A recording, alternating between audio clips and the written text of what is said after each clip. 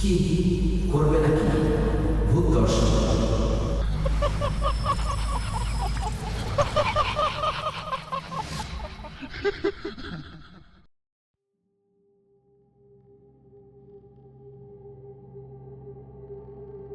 বাংলাদেশের এক প্রত্যন্ত অঞ্চলে, যেখানে রাত নামলেই বাতাস ভারী হয়ে আসে, শোনা যায় এক নারীর কান্না, যিনি কালো শাড়ি পরে ঘুরে বেড়ান রাস্তার ধারে। কেউ বলে তিনি আত্মহত্যা করেছিলেন, কেউ বলে তাকে হত্যা করা হয়েছিল। কিন্তু একটা কথা সবাই জানে, যদি তাকে দেখো তবে ফিরে তাকিও না, কারণ সে তাকিয়ে থাকে শুধু তোমার চোখের দিকেই। আমাদের আজকের গল্প কালো শাড়ির নারী। বাংলাদেশের দক্ষিণাঞ্চলে এক প্রত্যন্ত গ্রাম কানাইপুর।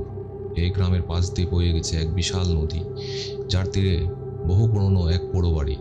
লোকমুখে শোনা যায় এই বাড়িটি ছিল এক ব্রিটিশ জমিদারের, যার স্ত্রী এক রাতে অদৃশ্য হয়ে যায়। তারপর থেকেই কুয়াশাচ্ছন্ন রাতে নদীর ধারে দেখা যায় এক কালো শাড়ি পরা নারীকে। কেউ যদি ভুল করে তার দিকে তাকায়, তাহলে সে আর স্বাভাবিক থাকে না, হয়ে যায় পাগল, নয়তো হারিয়ে যায় চিরতরে। রিয়াদ, শাহেদ আর মুকুল 3 বন্ধু শহরে পড়াশোনা করে, কিন্তু গ্রামের এসব লোককাহিনীতে তাদের বিশ্বাস নেই। এক রাতে পূর্ণিমার আলোতে তারা নদীর ধারে গিয়েছিল গল্প করতে। বন্ধুরা ভয় দেখাতে মজা পায়, তাই শাহেদ ঠাট্টা করে বলল, কালো শাড়ির নারী নাকি? আমি যদি ডাক দিই সে কি উত্তর দিবে? মুকুল সঙ্গে সঙ্গে থামিয়ে দিল, ওসব করিস না। বাবা দাদারা বলেছেন, যারা একবারও ডাক দেয় তারা। কিন্তু দেরি হয়ে গিয়েছিল। শাহেদ জোরে নদীর দিকে চিৎকার করে বলল, কালো শাড়ির নারী, তুমি যদি থাকো আমাদের সামনে আসো। কয়েক মুহূর্ত কিছুই হলো না। নদীর স্রোত শান্ত, বাতাস স্তব্ধ, কিন্তু হঠাৎ নদীর উপর থেকে ভেসে এলো এক নারী কণ্ঠ। তোমরা আমাকে ডাকলে? কে যেন বলে উঠল।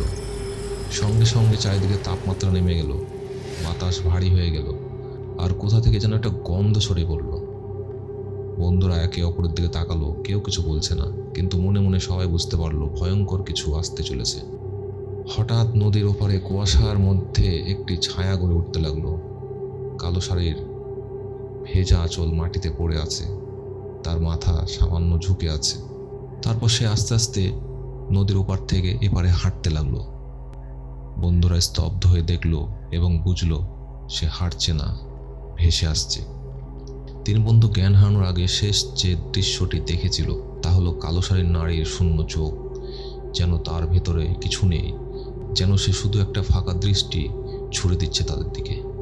পরদিন সকালে গ্রামের কিছু মানুষ নদীর ধারে অচেতন অবস্থায় শাহেদ, রিয়াদ ও মুকুলকে খুঁজে পেল। মুকুল আর রিয়াদ কোনোরকম উঠে বসতে পারলো, কিন্তু শাহেদ নড়ছে না।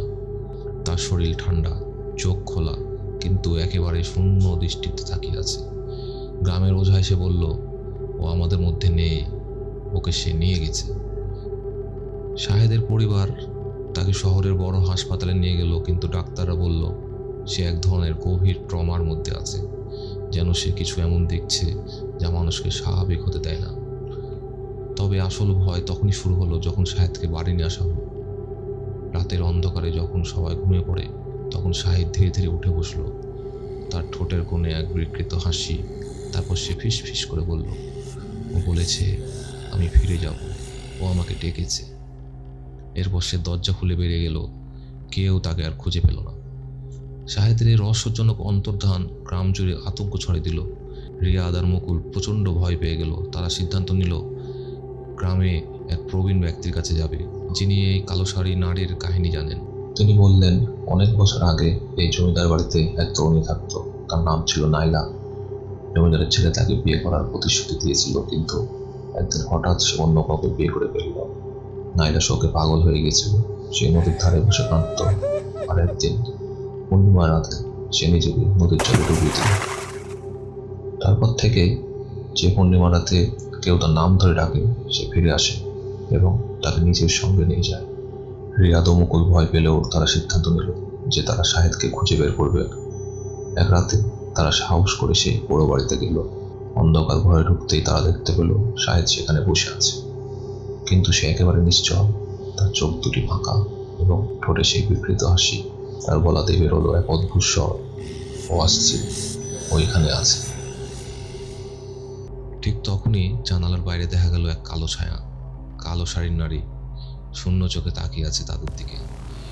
রিয়াদ আর মুকুল দৌড়ে পালানোর চেষ্টা করলো, কিন্তু দরজা হঠাৎই বন্ধ হয়ে গেল।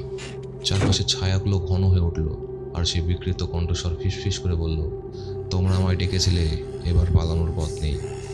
রিয়াদ চিৎকার করে উঠল, আমরা ভুল করেছি, দয়া করো। ঠিক তখনই দরজাটা হঠাৎ খুলে গেল। তারা কিছু না ভেবেই দৌড়ে বেরিয়ে গেল, কিন্তু যখন পিছনে তাকালো, শাহেদ আর সেখানে ছিল না। কালো শাড়ির নারীও অদৃশ্য হয়ে গেছে। পরদিন গ্রামের এক জেলে নদীর ধারে শাহেদের জুতা খুঁজে পেল, কিন্তু সে আর কখনো ফিরল না। গ্রামের মানুষ বলে, পূর্ণিমার রাতে যদি কেউ এখনো সেই পোড়ো বাড়িতে সামনে যায়, তবে শুনতে পাবে এক তরুণের কণ্ঠস্বর, ও আমাকে নিয়ে গেছে, এখন আমি ওর সঙ্গী। কালো শাড়ির নারী আজও মাঝরাতে রাস্তার পাশে দাঁড়িয়ে থাকে। যাদের চোখে সে পড়ে তারা হয় অন্ধ, নয়তো পাগল হয়ে যায়। বন্ধুরা, আশা করি তোমাদের গল্পটি ভালো লেগেছে। ভালো লাগলে লাইক, কমেন্ট ও শেয়ার করবে, এবং আমার চ্যানেলটি অবশ্যই সাবস্ক্রাইব করবে। দেখা হবে আবার পরবর্তী কোনো গা ছমছম ভূতের গল্প নিয়ে। ধন্যবাদ।